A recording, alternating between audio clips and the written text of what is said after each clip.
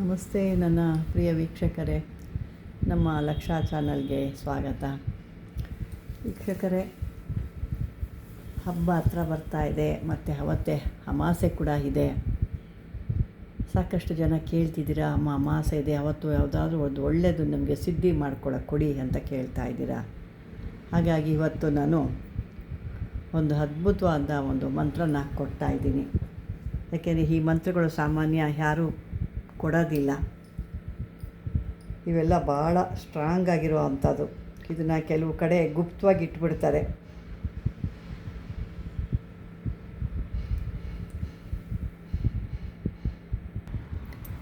ಇಂಥ ಒಂದು ಮಂತ್ರಗಳೆಲ್ಲ ಭಾಳ ಅದ್ಭುತವಾಗಿ ಕೆಲಸ ಮಾಡೋವಂಥದ್ದು. ಮತ್ತು ಅದೇ ರೀತಿ ನೀವು ಕೂಡ ಇದನ್ನು ಭಾಳ ನಿಷ್ಠೆಯಿಂದ ಮಾಡ್ಕೋಬೇಕು. ಯಾಕೆಂದರೆ ಇದು ನಿಮಗೆ ಸರಿಯಾಗಿ ಕಾಣ್ತಾ ಇದೆಯೋ ಇಲ್ವೋ, ನಾನು ಸರಿ ನೋಡ್ತಾ ಇದ್ದೀನಿ. ಯಾಕೆಂದರೆ ಮತ್ತೆ ಅಕ್ಷರಗಳು ಕಾಣಲಿಲ್ಲ ಏನಾದರೂ ಅಂತೀರಾ ನೀವು. ಹಾಗಾಗಿ ಮತ್ತು ಇದೆಲ್ಲ ಟೈಪ್ ಮಾಡಿಕ್ಕಿರೋದ್ರಿಂದ ನಿಮಗೆ ಪೇಜ್ಗಳು ಕೂಡ ನಿಮಗೆ ಭಾಳ ಚಿಕ್ಕದಾಗಿ ಕಾಣುತ್ತೆ. ಸರಿ ವೀಕ್ಷಕರೇ, ನೋಡಿ.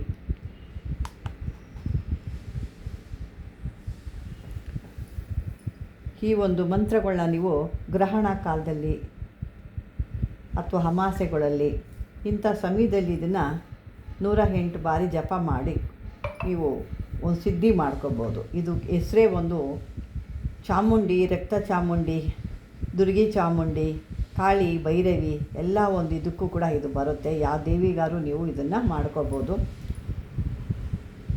ಇಂಥ ಸಮಯದಲ್ಲಿ ನೀವು ಯಾವುದಾದ್ರೂ ಒಂದು ಆ ದೇವಿ ಗುಡಿಗಳಿಗೆ ಹೋಗಿ ಅಥವಾ ದೇವಸ್ಥಾನದಲ್ಲಿ ದೇವಸ್ಥಾನ ಎಲ್ಲರೂ ಮಾಡ್ಬೋದು. ಅಥವಾ ನಿಮ್ಮ ಮನೆಯಲ್ಲಿ ಪ್ರಶಾಂತವಾಗಿದೆ, ಅಲ್ಲಿ ನಾವು ಸಿದ್ಧಿ ಮಾಡ್ಕೊಳ್ತೀವಿ ಅಂದರೆ ಕೂಡ ಮನೇಲಿ ಕೂಡ ಮಾಡ್ಬೋದು. ಅದೇ ಗ್ರಹಣ ಕಾಲದಲ್ಲಿ ನೀರಲ್ಲಿ ಮಾಡಿದಾಗ ಭಾಳ ಒಂದು ಅದ್ಭುತವಾಗಿ ಕೆಲಸ ಮಾಡುತ್ತೆ. ಅಲ್ಲಿ ಹೋಗಿ ಮೊದಲು ನೀವು ಆ ಒಂದು ದೇವಿಗೆ ಒಂದು ಅರ್ಚನೆ, ಪುಷ್ಪಾರ್ಚನೆ ಅಥವಾ ಒಂದು ಪೂಜೆ, ನೈವೇದ್ಯ ಎಲ್ಲ ಕೊಟ್ಬಿಟ್ಟು ಬರಬೇಕಾಗುತ್ತೆ. ಮನೆಗೆ ಬಂದ ನಂತರ ನೀವು ಮನೇಲಿ ಏನಾದರೂ ಧೂಪ, ದೀಪ, ನೈವೇದ್ಯ, ಗಂಧ, ಪೂಜೆ ಎಲ್ಲ ಮಾಡಿ ಮಾಮೂಲಿಯಾಗಿ ನೀವು ಏನು ಮಾಡ್ತೀರಲ್ವ ಮನೇಲಿ ಆ ರೀತಿ ಒಂದು ಪೂಜೆ ಕೊಟ್ಟು, ತದನಂತರ ಈ ಒಂದು ಮಾಮೂಲಿ ಎಲ್ಲ ಗೊತ್ತಲ್ವ, ತೆಂಗಿನಕಾಯಿ, ಬಾಳೆಹಣ್ಣು ಇವೆಲ್ಲ ಬರುತ್ತೆ. ಇದಕ್ಕೆಲ್ಲ ಬೇಕಾಗೋ ಭಾಳ ಇಷ್ಟವಾದ ಹುಡುಗಿ ಅಂದರೆ ಈ ಒಣ ಖರ್ಜೂರ ಅಂತ ಹೇಳ್ತೀವಿ. ಒಣ ಖರ್ಜೂರ ಅಂತೀವಿ. ಕೆಲವರು ಅದನ್ನು ಉತ್ತತ್ತಿ ಅಂತ ಹೇಳ್ತಾರೆ. ಉತ್ತತ್ತಿ ಅಂತಾರೆ. ನಾವೆಲ್ಲ ಅದನ್ನು ಒಣ ಖರ್ಜೂರ ಅಂತ ಹೇಳ್ತೀವಿ.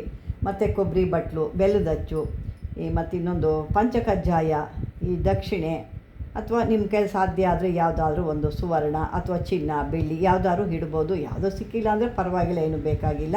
ಯಾವುದಾದ್ರೂ ಒಂದು ನಿಮ್ಮ ಕಾಣಿಕೆ, ನಿಮ್ಮ ಕೈಗೆ ಎಷ್ಟು ಕೊಡುತ್ತೋ ಅಲ್ಲ ದಕ್ಷಿಣೆ ಕಾಣಿಕೆ ಅಂತ ಹೇಳ್ತೀವಲ್ಲ, ಅದೇನು ಇಡುತ್ತೋ ಆ ಒಂದು ಎಲೆ ಅಡಿಕೆ ಮೇಲೆ ಅಂದರೆ ತಾಂಬೂಲದ ಮೇಲೆ ಇಟ್ಟು ಪೂಜೆ ಮಾಡಿ, ಆಮೇಲೆ ಆ ದೇವಿನ ನೀವು ಕೇಳಿಕೊಂಡು, ತಾಯಿ ನನಗೆ ಒಂದು ಅಂದರೆ ನೀವು ಲೋಕ ಕಲ್ಯಾಣಕ್ಕಾಗಿ ಒಳ್ಳೆಯ ಒಂದು ಇದನ್ನು ಕೇಳ್ಕೋಬೇಕೇ ಹೊರತು ನಿಮ್ಮ ಸ್ವಾರ್ಥಕ್ಕೆ ನೀವು ಬದುಕೋದಕ್ಕೆ ನಿಮಗೆ ಹಣ ಬೇಕು, ನಾನು ನನ್ನ ಮಕ್ಕಳು ಬೆಳಿಬೇಕು ಅಂತ ಕೇಳ್ಕೋಬಾರ್ದು. ಇದು ಏನಿದು ಲೋಕ ಕಲ್ಯಾಣಕ್ಕೆ, ಜನ ಕಲ್ಯಾಣಕ್ಕಾಗಿ ಇದನ್ನು ನೀವು ಕೇಳ್ಕೋಬೇಕು.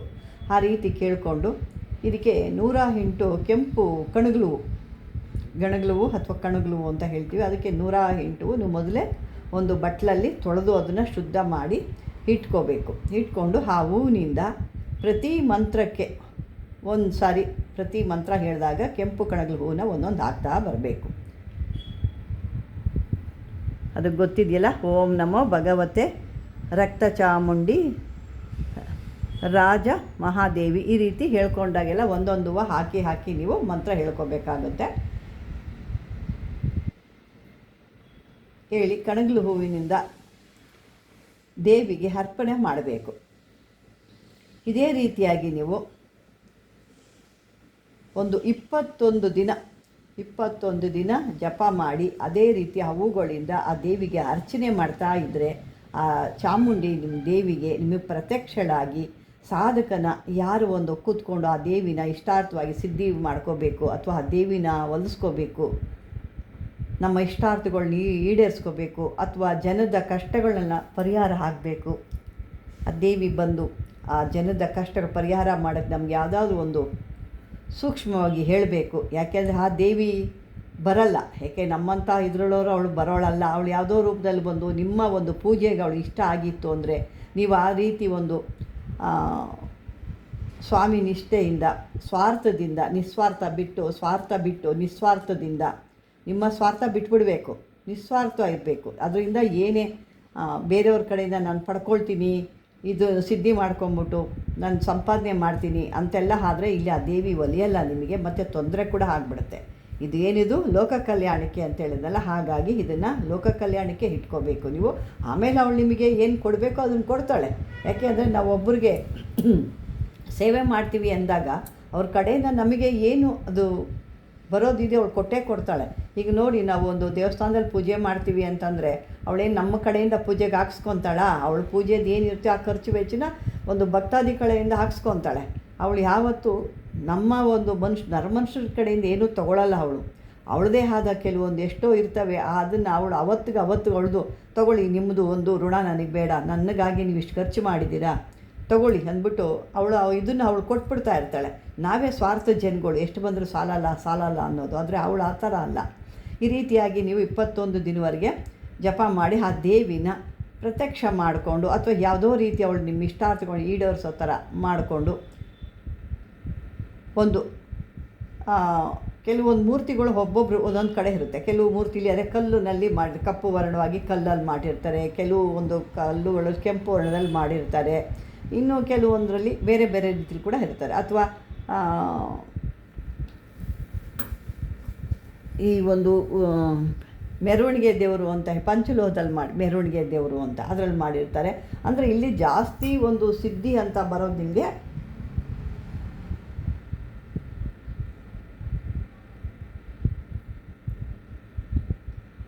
ಇದು ಒಂದು ಪಂಚಲೋಹದಿಂದ ಮಾಡುವಂಥದ್ದಾದರೂ ಮಾಡ್ಬೋದು. ಅಥವಾ ಈ ಕಪ್ಪು ಬಣ್ಣದ್ದು ಅಂತ ಹೇಳಿದ ದೇವಿನ ಕಲ್ಲಲ್ಲಿ ಮಾಡ್ತಾರೆ, ಅದರಲ್ಲಾದರೂ ಮಾಡ್ಬೋದು.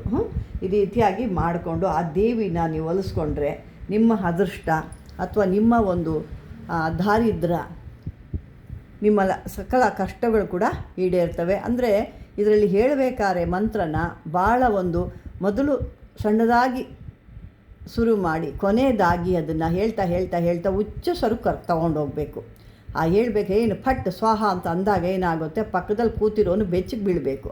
ಆ ರೀತಿ ಹೇಳಿದಾಗ ನಿಮಗೆ ಅದ್ಭುತವಾಗಿ ಕೆಲಸ ಮಾಡುತ್ತೆ. ಇದು ಸುಮ್ಮನೆ ಅದು ಹೇಳೋದಲ್ಲ, ಸುಮ್ಮನೆ ನಾನು ಹೇಳ್ತಾ ಇದ್ದೀನಿ ಅಂತ ಅನ್ನೋದಲ್ಲ. ಇದನ್ನು ಹೇಳಿದಾಗ ನಿಮಗೆ ಆ ಮಂತ್ರ ನಿಮಗೆ ಹೇಳ್ತಾ ಇದ್ದಾಗಲೇ ನಿಮಗೆ ಕೆಲವರಿಗೆ ದೇಹದಲ್ಲೇ ಒಂದು ವೈಬ್ರೇಷನ್ ಶುರುವಾಗ್ಬಿಡುತ್ತೆ. ನಾನು ಎಷ್ಟೋ ಜನಕ್ಕೆ ಕೊಟ್ಟಿದ್ದೀನಿ ಇದನ್ನು. ಅದನ್ನು ಹೇಳ್ತಾ ಅವ್ರಿಗೆ ವೈಬ್ರೇಷನ್ ಶುರುವಾಗಿ ಆ ದೇವಿ ಒಂದು ಆಹ್ವಾನ ಆಗಿಬಿಡ್ತಿದ್ಲಂತೆ. ಅವರು ತಡ್ಕೊಳಕ್ಕೆ ಇರಲಿಲ್ಲ ಅದನ್ನು. ಆ ರೀತಿ ಎಲ್ಲ ಆಗ್ತದೆ. ಅಂದರೆ ಅವರು ಶುದ್ಧವಾದ ಮನಸ್ಸಿಂದ ಯಾವುದೇ ರೀತಿ ಆಸೆ ಪಡದೆ ಮಾಡಿದಾಗ ಆ ದೇವಿ ಕೂಡ ಹೊಲಿತಾಳೆ. ನಾವು ಆಸೆ ಪಟ್ಕೊಂಡು ಈ ಮಂತ್ರ ಕಲ್ತ್ಬಿಟ್ಟೆ, ಅವ್ನಿಗೆ ಅದು ಮಾಡಿಕೊಟ್ಟ ತಕ್ಷಣ ಇಷ್ಟು ದುಡ್ಡು ಬರುತ್ತೆ, ಇವ್ರಿಗೆ ಮಾಡಿಕೊಟ್ರೆ ಅಷ್ಟು ದುಡ್ಡು ಬಂದುಬಿಡುತ್ತೆ ಅಂತ ಯಾವಾಗ ಲೆಕ್ಕಾಚಾರ ಹಾಕ್ತೀವೋ ಅವಳು ಕೂಡ ಅದನ್ನು ಲೆಕ್ಕಾಚಾರ ಹಾಕೇ ನಮಗೆ ಕೊಡ್ತಾಳೆ. ಹಾಗಾಗಿ ವೀಕ್ಷಕರೇ, ಇದನ್ನು ಯಾವತ್ತೂ ಆಗಲಿ ಇಂಥ ಒಂದು ದೇವಿನ ಮಾತ್ರ, ಇಂಥ ಒಂದು ಚಾಮುಂಡಿ ಮಂತ್ರನ ಇವನ್ನೆಲ್ಲ ಜಾಸ್ತಿ ನಾವು ಇದು ಮಾಡ್ಕೋಬೋದು. ಇದೇ ಮಂತ್ರದಿಂದ ಕೂಡ ನಾವು ಕೆಲವೊಂದು ಇನ್ನೂ ಒಂದು ಚಿಕ್ಕದಾಗಿ ಕೂಡ ಹೇಳ್ತಾ ಇದ್ವಿ ನಾವು. ಓಂ ನಮೋ ಭಗವತೆ ಚಾಮುಂಡಿ ವಿಚ್ಚಯೇ ಸ್ವಾಹ, ಅಥವಾ ಓಂ ನಮೋ ಭಗವತಿ ಚಾಮುಂಡೆ ಮಮ ಶರೀರೆ ಹವೇಶಾಯ ಅಂತ ಕೂಡ ಹೇಳ್ಕೊಂಡಾಗ ಕೂಡ ಹವೇಶ ಅನ್ನೋದು ಬರುತ್ತೆ. ಯಾರಿಗೆ ಬಾಯಿ ಕಟ್ಟಾಗಿರುತ್ತೆ, ಯಾರಿಗೆ ಮಾತು ಬರೋಕ್ಕಾಗೋದಿಲ್ಲ ಅಂಥವ್ರು ಕೂಡ ಈ ಮಂತ್ರನ ನೀವು ಓಂ ನಮೋ ಭಗವತೆ ಚಾಮುಂಡಾಯೇ ಮಮ ಶರೀರೆ ಹವೇಶಾಯ ಈ ಒಂದು ಮಂತ್ರ ಕೂಡ ಇದಕ್ಕೆ ಸೇರಿಸ್ಕೋಬೋದು. ಯಾಕೆ ಈ ಮಂತ್ರ ಭಾಳ ದೊಡ್ಡದಿದೆ.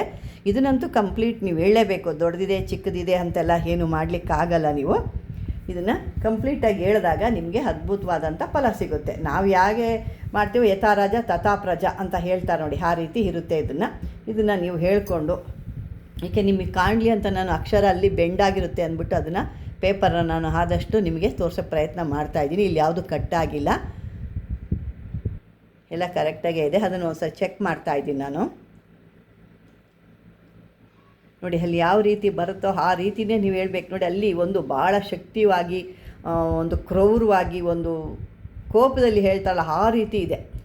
ಅದೇ ರೀತಿಯೇ ನೀವು ಹೇಳಬೇಕಾಗುತ್ತೆ. ಅದನ್ನು ಆ ರೀತಿ ಹೇಳಿದಾಗಲೇ ಅವಳಿಗೆ ಭಾಳ ಇಷ್ಟಪಡೋ ಅಂಥದ್ದು. ನೋಡಿ, ಇಲ್ಲಿ ಕಡಿದು ಕರಳು ತೆಗೆದು ವನ ಮಾಲಿಕೆ ಹಾಕಿದಂಥ ತಾಯಿ ನೀನಲ್ಲವೇ ಅಂತ ಅದು ಹೆಂಗೆ ಬರುತ್ತೆ ಅದೇ ರೀತಿ ಬರಬೇಕಿಲ್ಲಿ. ಇದನ್ನು ಸುಮ್ಮನೆ ಏನೋ ಒಂದು ಪಾಠ ಹೇಳ್ದಂಗೆ ಹೇಳ್ಕೊಂಡು ಹೋಗ್ತಿದ್ದೀವಿ, ಒಂದು ಇದು ಹೇಳ್ದಂಗೆ ಸ್ತೋತ್ರ ಹೇಳ್ದಂಗೆ ಹೇಳ್ತೀವಿ ಅಂದರೆ ಆಗಲ್ಲ. ಅಲ್ಲಲ್ಲೇ ನಿಲ್ಲಿಸ್ಬೇಕು. ಅಲ್ಲಿ ಏನು ಬರ್ತಾ ಇದೆ ಅದು ನೋಡ್ಕೋಬೇಕು. ಅದು ನೋಡಿಕೊಂಡು ನೀವು ನಿಮ್ಮ ಆವೇಶನ, ಕೆಲವ್ರಿಗೆ ಇದು ಹೇಳ್ತಾ ಇದೆ ಹವೇಶ ಬಂದಾಗ ಅವರೇ ಅದು ಸ್ಪೀಡ್ ಮಾಡ್ಕೊಂಬಿಡ್ತಾರೆ. ಕೆಲವ್ರಿಗಂತೂ ಅದು ಏನಾದ್ರು ಕಟ್ಟಾಕಿದರೆ, ಈ ಕಟ್ಟಾಕಿದರೆ ಈ ಮಂತ್ರ ಹೇಳಿದ ತಕ್ಷಣ ಅವ್ರಿಗೇನಾಗುತ್ತೆ, ಆ ಕಟ್ಟು ಅವ್ರು ಹಾಕಿರೋ ಜನ ಹಾಕಿರೋ ಮಂತ್ರದ ಕಟ್ಟು ಬಿಚ್ಕೊಂಡು ಈ ದೇವಿ ಕಟ್ಟು ಅನ್ನೋದು ಅದ್ಭುತವಾಗಿ ಹೊರಗೆ ಬರುತ್ತೆ. ಎಲ್ಲ ಕಟ್ಟುಗಳನ್ನು ಬಿಚ್ಕೊಂಡು ಈಚೆ ಬರುತ್ತೆ ಅಂಥದ್ದು ಇದು. ಅಂದರೆ ಇದನ್ನು ಸರಿಯಾದ ರೀತಿಲಿ ಮಾಡಿಕೊಂಡೆ ನಿಮ್ಮಂಥ ಒಂದು ಅದೃಷ್ಟವಂತರು ಯಾರೂ ಇಲ್ಲವೇ ಇಲ್ಲ. ಆ ರೀತಿ ಮಾಡ್ಕೊಳ್ಳಿ. ಇದನ್ನು ಫಲ ಕೂಡ ಪಡ್ಕೊಳ್ರಿ. ಒಳ್ಳೆ ಸಿದ್ಧಿ ದಿನದಲ್ಲಿ ಮಾಡ್ಕೊಳ್ಳಿ. ಅಮಾವಾಸ್ಯೆ ಅಥವಾ ಗ್ರಹಣ ಕಾಲದಲ್ಲಿ ಇದನ್ನು ಮಾಡಿಕೊಂಡಾಗ ನಿಮಗೆಲ್ಲ ರೀತಿಯೂ ನಿಮಗೆ ಒಂದು ಸಿದ್ಧಿ ಅನ್ನೋದಾಗುತ್ತೆ. ವೀಕ್ಷಕರೇ, ಈ ಒಂದು ವಿಡಿಯೋ ನಿಮಗೆ ಇಷ್ಟವಾಗಿದ್ದರೆ ಲೈಕ್ ಮಾಡಿ, ಶೇರ್ ಮಾಡಿ, ಸಬ್ಸ್ಕ್ರೈಬರ್ ಮಾಡ್ಕೊಳ್ಳಿ ಅಂತ ಹೇಳ್ತಾ ಧನ್ಯವಾದಗಳು.